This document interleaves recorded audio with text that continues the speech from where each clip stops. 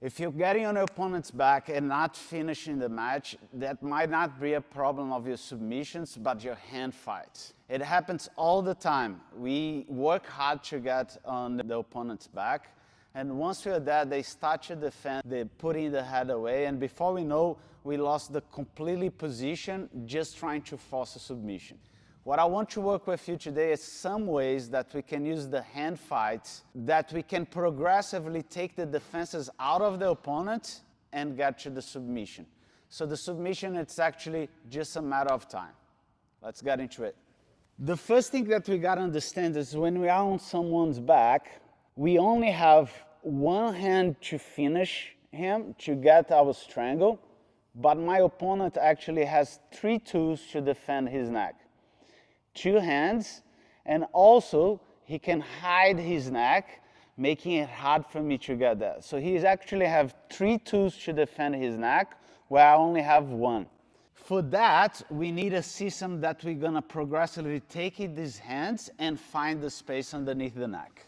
Let's talk about the control side first. So I'm falling where my hand is going under first. So I have the seat belt on, and I'm falling down here. We're gonna work just with the leg across, protecting the bottom hook and stepping on top. You're gonna understand why on our last one. The main hand fight that I'm always gonna do when I see myself on this position comes from the control arm. So I'm gonna swing my arm underneath and go on his knuckle line, pushing back down. A lot of times, and you're gonna be surprised with this, a lot of times just this hand fight does the work. I shoot my hand, and now when I get to this, I want to protect this hand so he cannot access anymore. Then I'm gonna shoot the second hand. From here, the squeeze is gonna come and the tap. But you can see that he has the other hand to defend as well. So let's say I put the first one down, but he's still trying. That's okay. I'm gonna pretend that I'm going there because I want him pulling hard. And once his hand goes lower than his chest, I'm gonna aim my foot to my own hand. This will gonna catch his hand, and now I can bring it back and put behind his back. I have the neck free, I can shoot, and then we follow the same process. Cover the hand, go under the neck, and squeeze for the tap. One more way to get the same thing. I work the first hand, but now he's aware that he cannot bring very low. So what I'm gonna do a shift here. I'm gonna go to the other hand, pull it down, and now when I have this cross grip, naturally you can see that his arm is already under the chest. Perfect position for me to go inside with my heel, pull it back, and we are back on the first one. We can go knuckles down, shoot the hand, and get there. The only last problem that they can give it to us once we get to this setup is putting his neck, hide his neck by putting his chin down.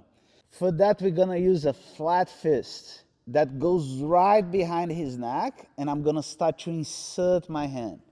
Once I can see that my knuckles are inside, I open and I can walk my hand, and from here is just the normal shoot to behind, get behind the neck, squeeze, and get the tap. So you can see I start to take one hand at a time and eventually dealing with the neck, but you'll be surprised that sometimes you don't need to go through the entire process. Taking one hand sometimes is already gonna give you the opening for the neck.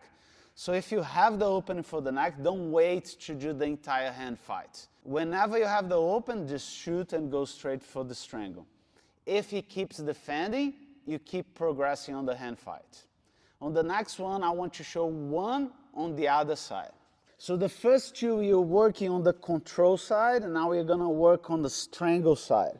So I'm already on the side that I could strangle. And I start the same way again. I start pulling it down. If I can shoot straight away and go for the strangle, fine. That'll be my path.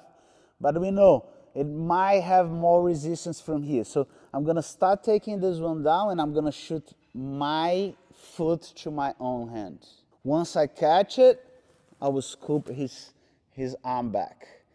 We are on that scenario that he has the hand. It's hard to break this hand from here. So look what I'm gonna do. I'm gonna go behind his neck, and I'm gonna change to a control side where I can control his hand, and that last line of defense is just going to be the neck where you can repeat the flat fist.